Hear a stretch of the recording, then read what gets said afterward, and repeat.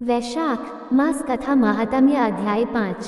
यम ब्राह्मण संवाद नरक तथा स्वर्ग में ले जाने वाले कर्मों का वर्णन। राधे राधे। जय श्री कृष्ण। दोस्तों, आपका दिन मंगलमय हो। प्रभु की कृपा सदैव आप पर बनी रहे।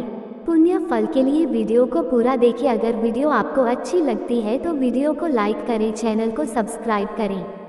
ऋषियों ने कहा, सूत जी, इस विषय को पुनः विस्तार के साथ कहिए। आपके उत्तम वचनामृतों का पान करते करते हमें तृप्ति नहीं होती है। सूत जी बोले, महर्षियों, इस विषय में एक प्राचीन इतिहास कहा करते हैं जिसमें एक ब्राह्मण और महात्मा धर्मराज के संवाद का वर्णन है। ब्राह्मण ने पूछा, धर्मराज, धर्म और अधर्म के निर्णय में आप सबके लिए प्रमाण स्वरूप हैं, अतः बताइए, मनुष्य किस कर्म से नरक में पड़ते हैं तथा किस कर्म के अनुष्ठान से वे स्वर्ग में जाते हैं।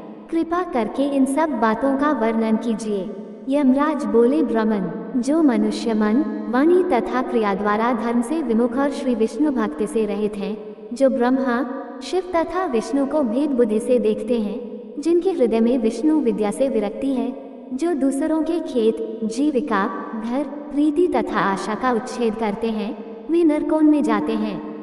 जो मूर्ख जीविका का कष्ट भोगने वाले ब्राह्मणों को भोजन की इच्छा से दरवाजे पर आते देख उनकी परीक्षा करने लगता है, उन्हें तुरंत भोजन नहीं देता, उसे नरक का अतिथि समझना चाहिए।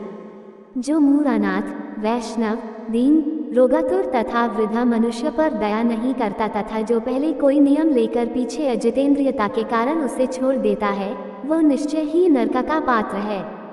जो सब पापों को हरने वाले दिव्य स्वरूप, व्यापक, विजयी, सनातन, अजन्मा, चतुर्भुज, अच्युत, विष्णु रूप, दिव्य पुरुष श्री नारायण देव का पूजन, ध्यान और स्मरण करते हैं, वे श्रीहरि के परम धाम को प्राप्त होते हैं, ये सनातन श्रुति है।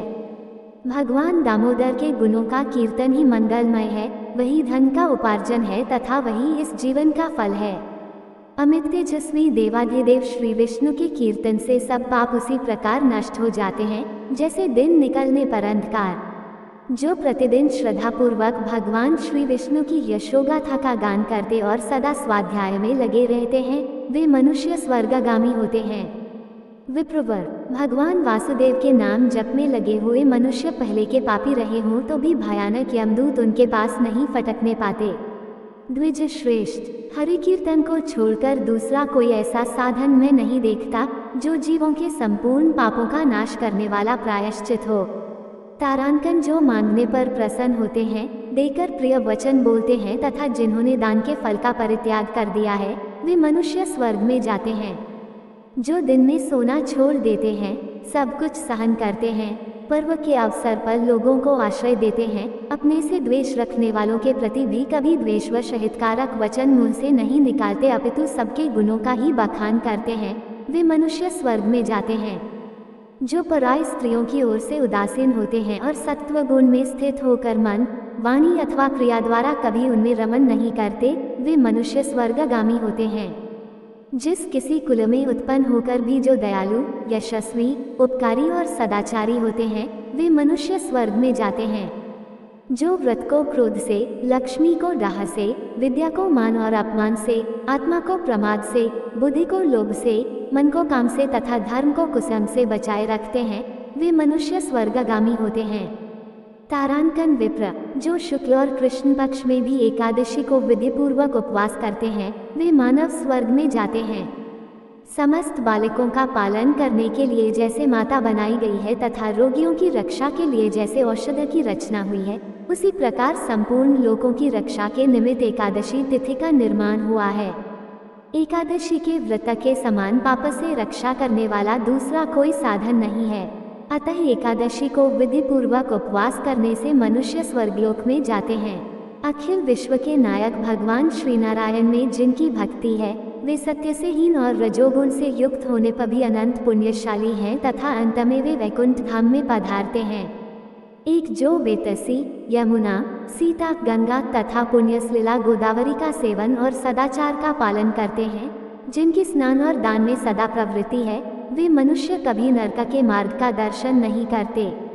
दो जो कल्याणदायिनी नर्मदा नदी में गोते लगाते तथा उसके दर्शन से प्रसन्न होते हैं, वे पापरहित हो महादेव जी के लोक में जाते और चिरकाल तक वहां आनंद भोगते हैं। जो मनुष्य चर्मनवती चंबल नदी में स्नान करके शौचा संतोषादि नियमों का पालन करते हुए उसके तट पर विशेषतः व्यासाश्रम में 3 रात निवास करते हैं, वे स्वर्गलोक के अधिकारी माने गए हैं। जो गंगा जी के जल में अथवा प्रयाग, केदारखंड, पुष्कर, व्यासाश्रम या प्रभासक क्षेत्र में मृत्यु को प्राप्त होते हैं, वे विष्णु लोक में जाते हैं। जिनकी द्वारका या कुरुक्षेत्र में मृत्यु हुई है अथवा जो योगाभ्यास से मृत्यु को प्राप्त हुए हैं अथवा मृत्यु काल में जिनके मुख से हरि इन 2 अक्षरों का उच्चारण हुआ है, वे सभी भगवान श्रीहरि के प्रिय हैं। विप्र, जो द्वारकापुरी में 3 रात भी ठहर जाता है, वह अपनी 11 इंद्रियों द्वारा किए हुए सारे पापों को नष्ट करके स्वर्ग में जाता है, ऐसी वहाँ की मर्यादा है। वैष्णव व्रत एकादशी के पालन से होने वाला धर्म तथा यज्ञादि के अनुष्ठान से उत्पन्न होने वाला धर्म, इन दोनों को विधाता ने तराजू पर रखकर तोला था। उस समय इनमें से पहले का ही पलड़ा भारी रहा। ब्राह्मण, जो एकादशी का सेवन करते हैं तथा जो अच्युत अच्युत कहकर भगवान नाम का कीर्तन करते हैं, उन पर मेरा शासन नहीं चलता। मैं तो स्वयं ही उनसे बहुत डरता हूँ। जो मनुष्य प्रत्येक मास में 1 दिन अमावस्या को श्राद्ध के नियम का पालन करते हैं और ऐसा करने के कारण जिनके पितर सदा तृप्त रहते हैं, वे धन्य हैं, वे स्वर्गगामी होते हैं। भोजन तैयार होने पर जो आदर पूर्वक उसे दूसरों को परोसते हैं और भोजन देते समय जिनके चेहरे के रंग में परिवर्तन नहीं होता, वे शिष्ट पुरुष स्वर्गलोक में जाते हैं। जो मर्त्यलोक के भीतर भगवान श्री नारायण के आवास स्थान बदरिकाश्रम में और नंदा सरस्वती के तट पर 3 रात निवास करते हैं, वे धन्यवाद के पात्र और भगवान श्री विष्णु के प्रिय हैं। ब्राह्मण, जो भगवान पुरुषोत्तम के समीप जगन्नाथपुरी में 6 मास तक निवास कर चुके हैं, वे अच्युत स्वरूप हैं और दर्शन मात्र से समस्त पापों को हर लेने वाले हैं। जो अनेक जन्मों में उपार्जित पुण्य के प्रभाव से काशीपुरी में जाकर मणिकर्णिका के जल में गोते लगाते और श्री विश्वनाथ जी के चरणों में मस्तक झुकाते हैं, वे भी इस लोक में आने पर मेरे वंदनीय होते हैं।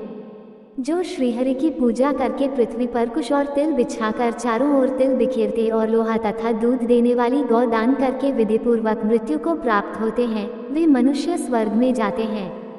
जो पुत्रों को उत्पन्न करके उन्हें पिता पितामहों के पद पर बिठाकर ममता और अहंकार से रहित होकर मरते हैं, वे भी स्वर्गलोक के अधिकारी होते हैं।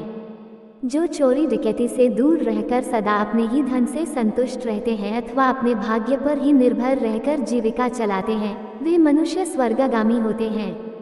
जो स्वागत करते हुए शुद्ध पीड़ा रहित मधुर तथा पापरहित वाणी का प्रयोग करते हैं, वे लोग स्वर्ग में जाते हैं।